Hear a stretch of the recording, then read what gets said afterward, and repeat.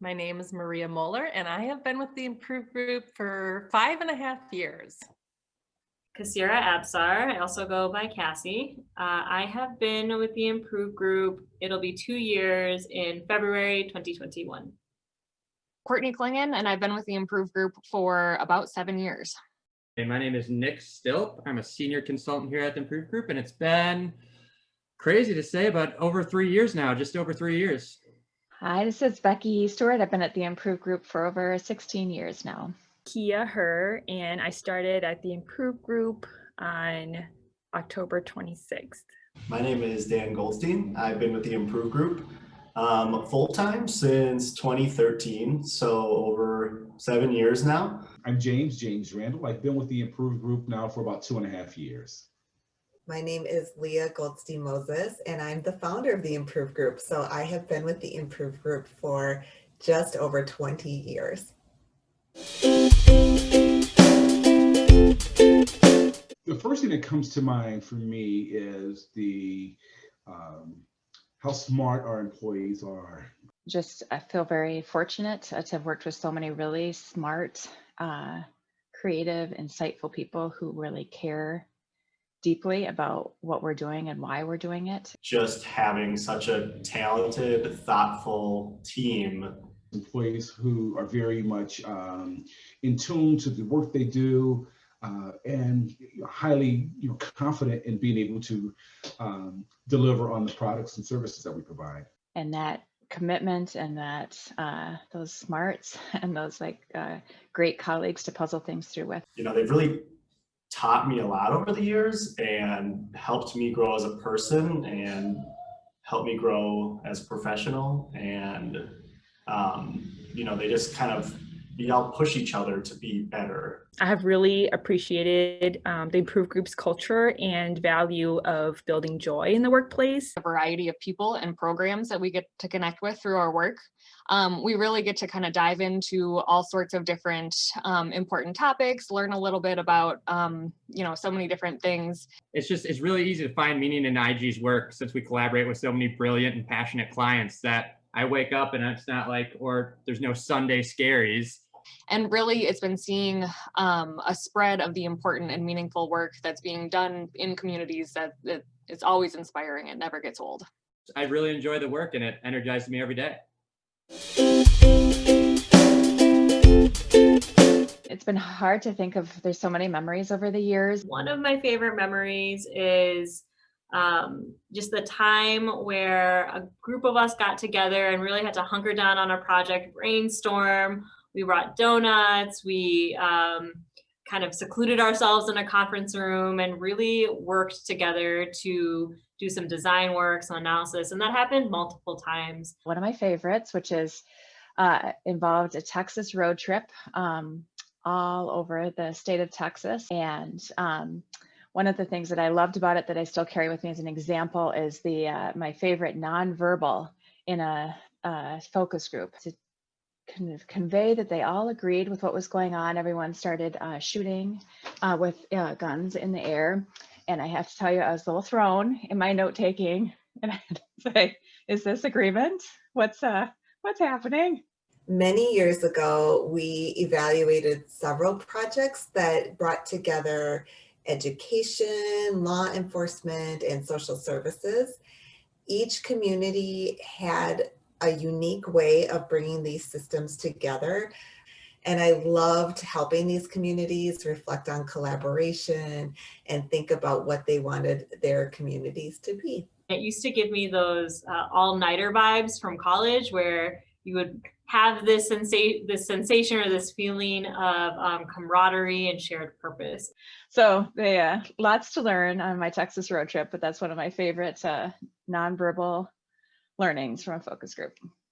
I'm still thinking about that work of collaboration and systems change and relationships more than a decade later. And I still have friends that I worked with on those projects all those years ago.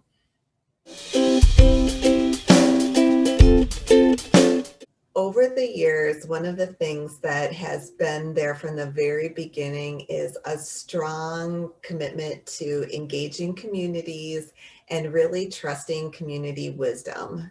Well, IG has been and continues to be so creative and innovative. Honestly, I think we rarely just do anything the same way. Um, Through that relationship with communities, we've actually also changed a lot because the communities that we've worked with have taught us these new and more sophisticated ways to be creative, to understand our world, to come up with new, thoughtful, innovative solutions. There are lots of projects that are really challenging me in wonderful ways and giving me energy. I really love playing a small part in engaging our disability community and changes to enhance their quality of life. The End Abuse Project, I just am so in awe of the work that's being done and grateful to be a part of it. I'm currently working on a project where I get the opportunity to interview youth. That has really kind of like energized me to strive to be better as a person and as a professional, to improve systems that support youth, as well as dismantling systems that do harm to youth. I've been really inspired by clients who are engaging in a collaborative strategic planning journey. I've just been there and present and been able to witness a level of thoughtfulness and flexibility that literally would seem unattainable in a pre-pandemic world. The ecosystem opportunity for Dakota County is another one where we're really working to address inequities within the county, working with a great group to do some exciting work using creative facilitation. That's just what really energizes me, is watching people and organizations come together to develop innovative strategies for a new path forward, and just really taking into consideration the current environment we're in, and trying to make the most of it. Over the last couple months, we have been working on developing a strategic plan for the Improve Group. And one of the things that has been so delightful in that process is our staff and our team is really shown a commitment to weaving equity more fully in our work. And I'm really excited about in our current planning and strategic planning to see that articulated by our staff and being really shaped in our plan, thinking about how we do our work and who we're doing our work with that really explicit commitment. Our staff has been really committed to making sure that shows up in our strategies for the future and crystallizing that commitment in stronger and more specific ways. So that's been giving me a lot of energy to start imagining how we might face this demand for greater equity with courage and thoughtfulness. This last year, 2020, has really shown us more than ever how important it is for the community to be heard. This year, with the pandemic and the uprising and kind of the reckoning that we're been observing and participating in, is helping us to crystallize our commitment more specifically about how we're contributing to ending inequity and being anti-racist in our work.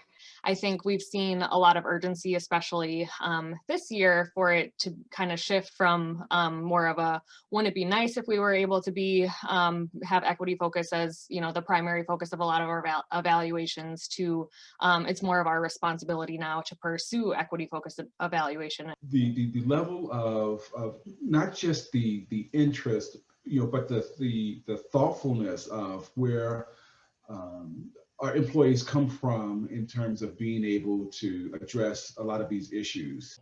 I do think that the Improve Group and our evaluation expertise is just really well positioned to contribute to the fight against racial injustice. The tragic death of George Floyd kind of created a catalyst for systemic change and prompted the city of Minneapolis to reallocate funding from the Minneapolis Police Department into some of the new community-driven programs and services. So I guess what my hope is that IG can kind of serve as a support for measuring the effectiveness of such programs, you know, through authentic community engagement, as well as providing community leaders with data to aid decision-making. I just hope that we continue to push as hard as we can to give voices to those who need it most. When we are able to leverage our influence and our knowledge as evaluation experts and as advocates for the community, And as an organization committed to equity, we can challenge everyone to work with us to also take on this commitment to move communities forward. There are two ways that I want IG to be contributing. The first is that role of helping envision and bring to light ways that our world can be more just and equitable. The other thing that I hope IG can contribute to a more just and equitable world is by facing our challenges with courage and commitment, saying some things that we may have been reluctant to say in the past, making sure we're stating them boldly and clearly and with compassion about what needs to change and that we think that it can change. As I look into the future, I think there will be some great things that will come out of our organization.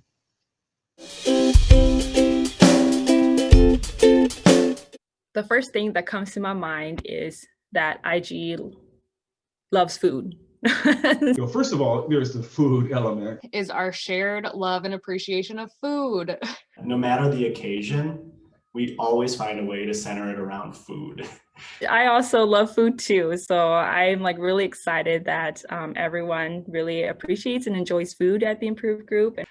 Food connects our team in so many ways and is such a big part of our culture.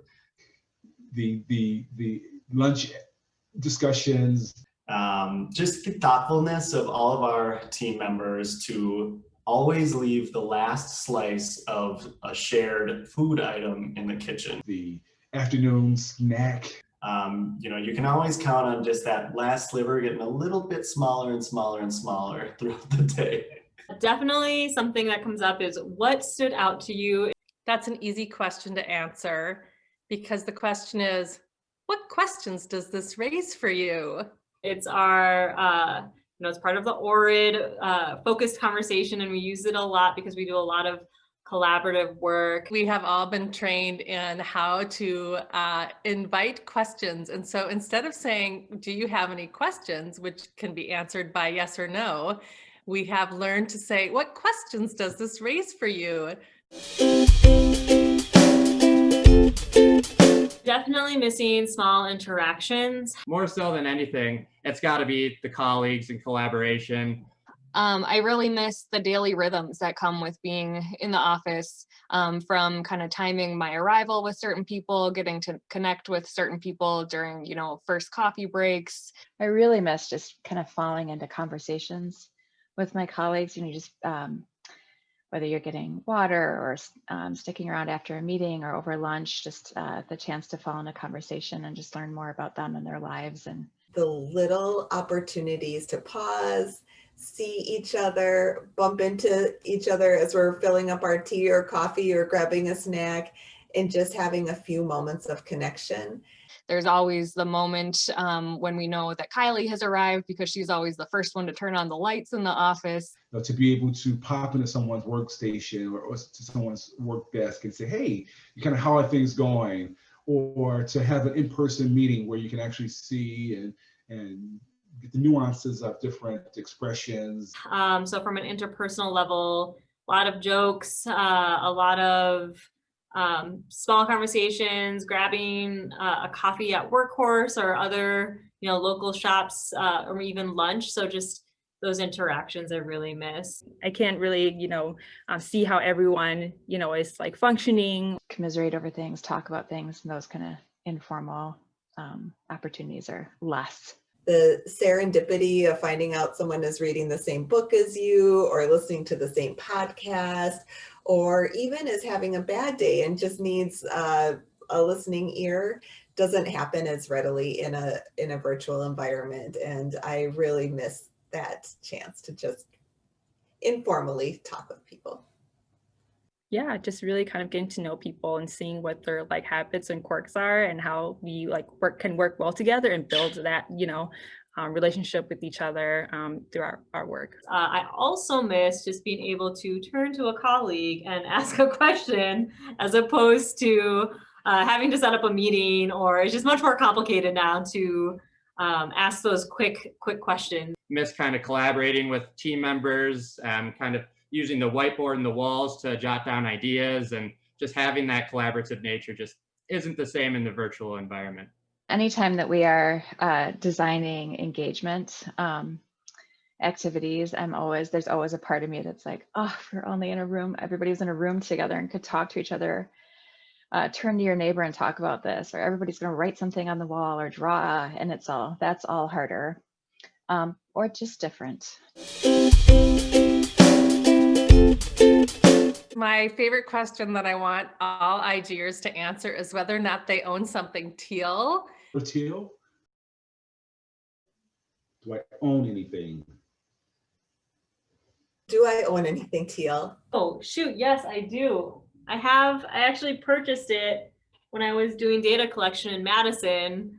I needed a water bottle, and I have a teal water bottle, and I use it all the time, and it constantly makes me think of IG. Do I own anything that's teal? Check this out, this cool harness that we got. I just happen to own a whole bunch of corporate IG color teal things, including decorating my home in the color. I just love teal. I own so many teal things. Teal is my favorite color. I would say it's the dominant color in my wardrobe. You know, I'm not in my house right now, but teal always seems to find a way. Let me show you. You know, my first car when I was 16 years old was teal. But I can't think of anything that I own right now. I think I did get a cardigan from a consignment store, and I'm almost embarrassed to wear it. It feels a little like team colors. My teal water bottle, my IG water bottle, constantly infusing myself with nourishment, IG nourishment. Is that teal? I'm colorblind, Dan. That's not a good question for me. Look, it's a blanket that we bought while on vacation, and it just so happened to be teal. It was the last one in stock, and we love it. Even the earrings I'm wearing today have a little teal in them. So it would be rare to find me without teal. Other than that, I don't know that I have anything that's teal, though I've recently discovered it's my daughter's favorite color. So I don't know, meant to be.